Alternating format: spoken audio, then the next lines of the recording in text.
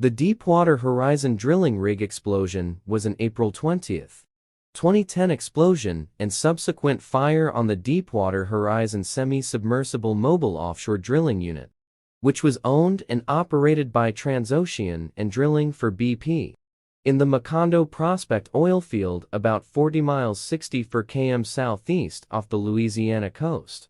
The explosion and subsequent fire resulted in the sinking of the Deepwater Horizon and the deaths of 11 workers.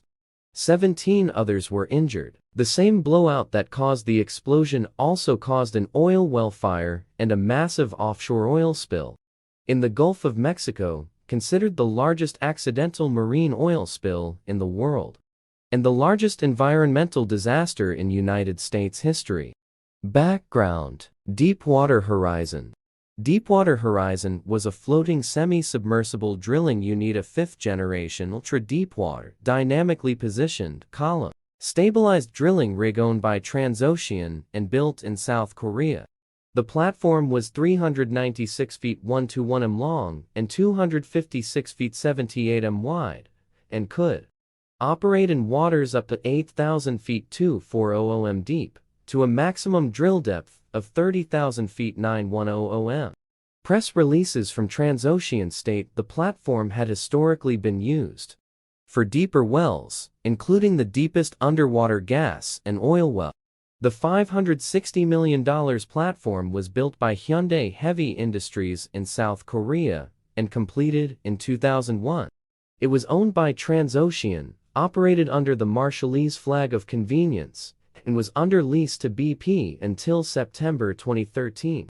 At the time of the explosion, the Deepwater Horizon was on Mississippi Canyon Block 252, referred to as the Macondo Prospect, in the United States sector of the Gulf of Mexico, about 41 miles 66 km off the Louisiana coast.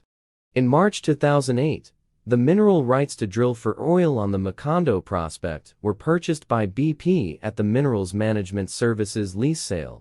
The platform commenced drilling in February 2010 at a water depth of approximately 5,000 feet 1,500 m. At the time of the explosion, the rig was drilling an exploratory well. The planned well was to be drilled to 18,360 feet 5,600 m below sea level, and was to be plugged and suspended for subsequent completion as a subsea producer.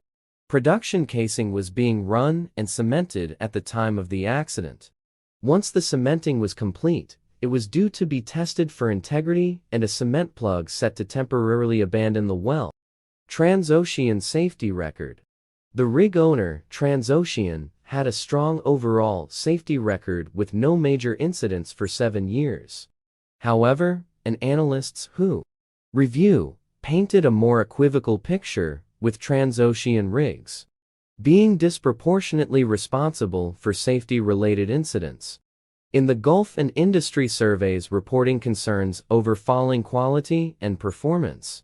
Between 2005 and 2007, Transocean was the owner of 30% of oil rigs active in the Gulf, and 33% of the incidents that triggered a Minerals Management Services investigation took place on Transocean rigs. However, in the 3 years from 2008 to February 15, 2010, Transocean was the owner of 42% of rigs active in the Gulf, but was responsible for 73% of incidents. Industry surveys saw this as an effect of its November 2007 merger with rival Global Santafe. Transocean was described as having had previous problems with both cement seals in 2005 and blowout preventers in 2006, both the suspected cause of the Deepwater Horizon disaster.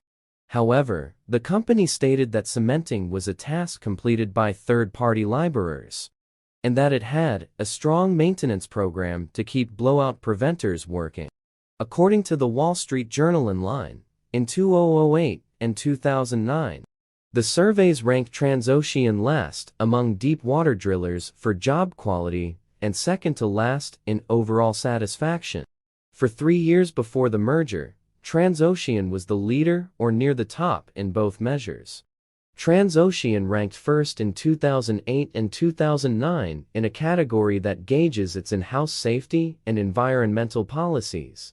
There were few indications of any trouble with the Deepwater Horizon before the explosion. The rig won an award from them for its 2008 safety record. And on the day of the disaster, BP and Transocean managers were on board to celebrate 7 years without a lost time accident. A BP spokesman said rigs hired by BP have had better safety records than the industry average for 6 years running, according to statistics that measure the number of citations per inspection. BP has been a finalist for a National Safety Award from them for the past 2 years.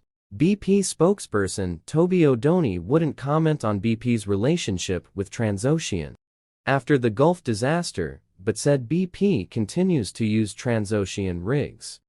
Pre-explosion risks and precautions. In February 2009, BP filed a 52-page exploration and environmental impact plan for the Macondo well with the Minerals Management Service, an arm of the United States Department of the Interior that oversees offshore drilling. The plan stated that it was unlikely that an accidental surface or subsurface oil spill would occur from the proposed activities. In the event an accident did take place, the plan stated that due to the well being 48 miles 77 km from shore and the response capabilities that would be implemented, no significant adverse impacts would be expected. The Department of the Interior exempted BP's Gulf of Mexico drilling operation from a detailed environmental impact study after concluding that a massive oil spill was unlikely. In addition, following a loosening of regulations in 2008, BP was not required to file a detailed blowout plan.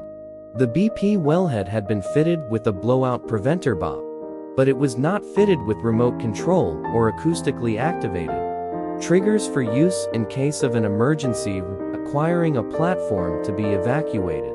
It did have a dead man switch designed to automatically cut the pipe and seal the well if communication from the platform is lost, but it was unknown whether the switch was activated.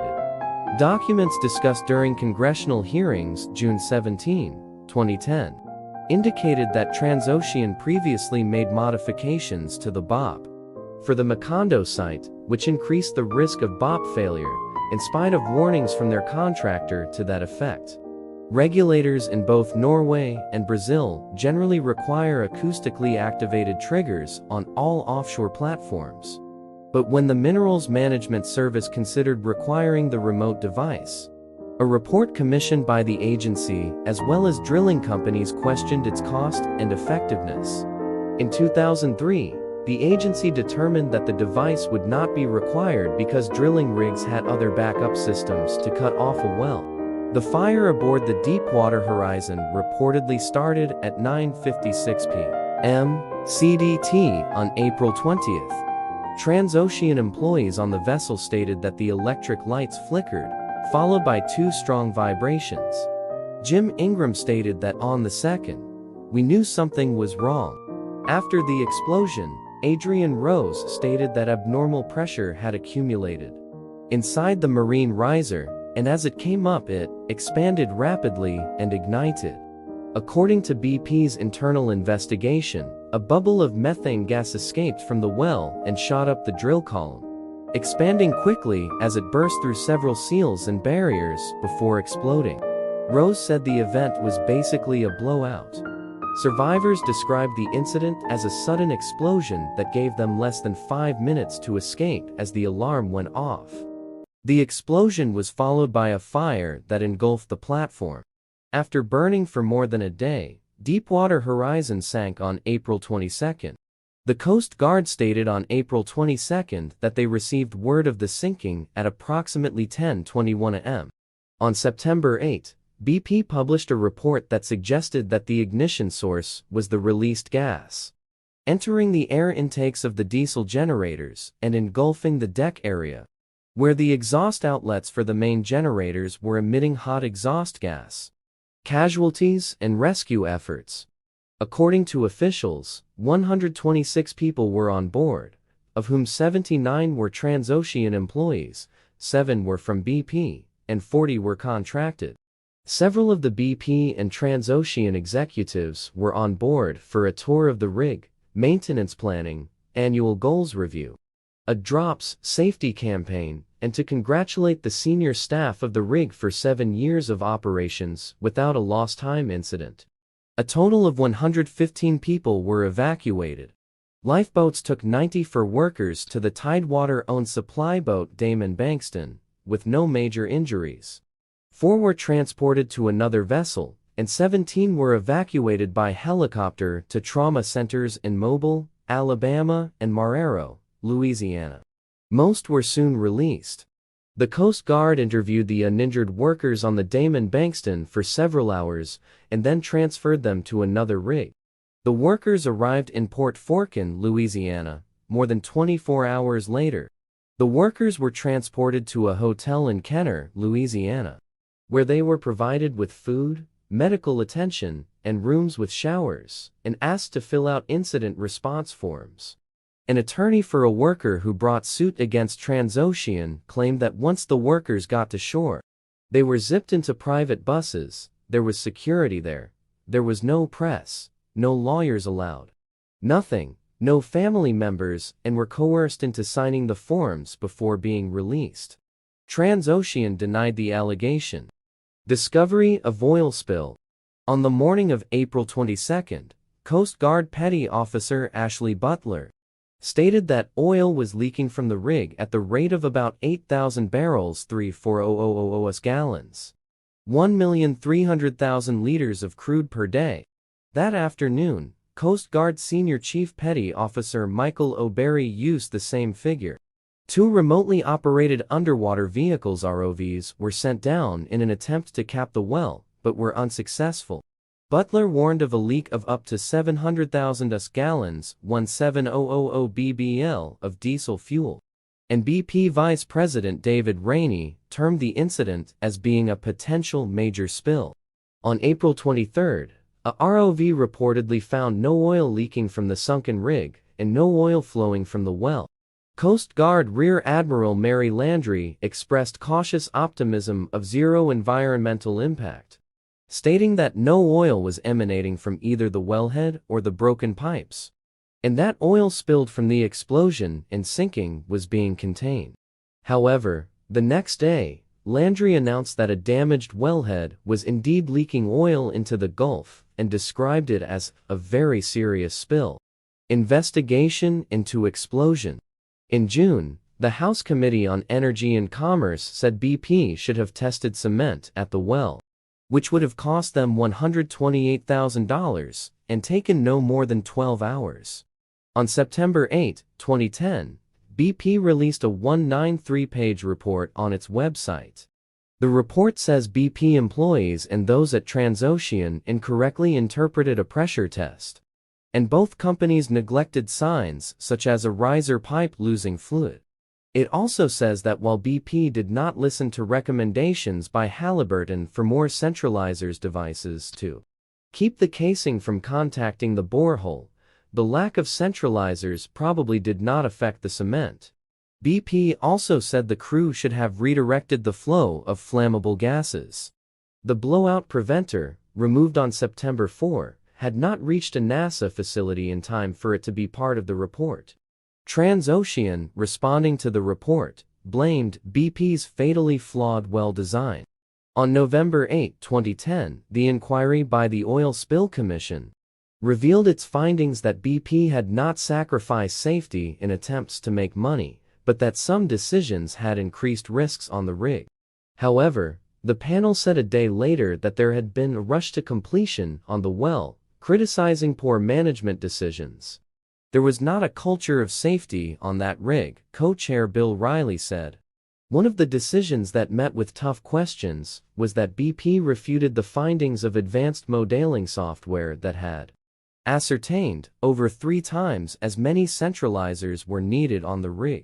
It also decided not to rerun the software when it stuck with only 6 centralizers, and ignored or misread warnings from other key tests, the panel revealed. A slide briefly appeared on the Oil Spill Commission's website and republished by the New York Times. enumerating 8 risky and unnecessary steps that BP was deemed to have taken. The report published by the BP listed 8 failures which led to the disaster, cementing inadequate. Cementing proceeded without flushing the annulus around the shoe track at sufficiently high rate and duration to ensure full circumferential removal of compressed sediment and good distribution of cement. And B, without converting the float collar to activate its 2 check valves to prevent cement backflow. Valves to prevent cement backflow did not close. Weatherford's auto-fill float collar, which includes 2 flapper-type check valves, was installed at Macondo 180 feet above the reamer shoe at casing bottom. The valves are held open by a 2-inch diameter auto-fill tube to allow the casing to fill with mud while it is lowered down the well. BP's casing installation procedure stated, slowly increase mud pump rates greater than 8 bpm to convert the float equipment 500700 psi per Weatherford recommendation. Pressure test wrongly interpreted. Drill pipe was run to 8367 ft and was thought to be ready for mud displacement. During the negative pressure test, for which there was no detailed procedure, a no-flow result from the kill line was accepted, while a 1400 psi result on the drill pipe was ignored. Leak not spotted soon enough. While displacing the mud with seawire, reservoir fluids rising up, the casing should have been detected by water inflow and mud outflow monitoring before arrival of hydrocarbons at the rig floor. But no reasonably accurate outflow versus inflow observations were made. Valve and blowout preventer failed when crew attempted to close it. Mud gas separator failure. Instead of venting mud and gas directly off the rig, the crew allowed it to flow through a device to separate gas from the flow of mud, which was overwhelmed. Gas alarm system failed. Flat battery in the blowout preventer. The blowout preventer incorporated systems which included a flat battery and a defective switch.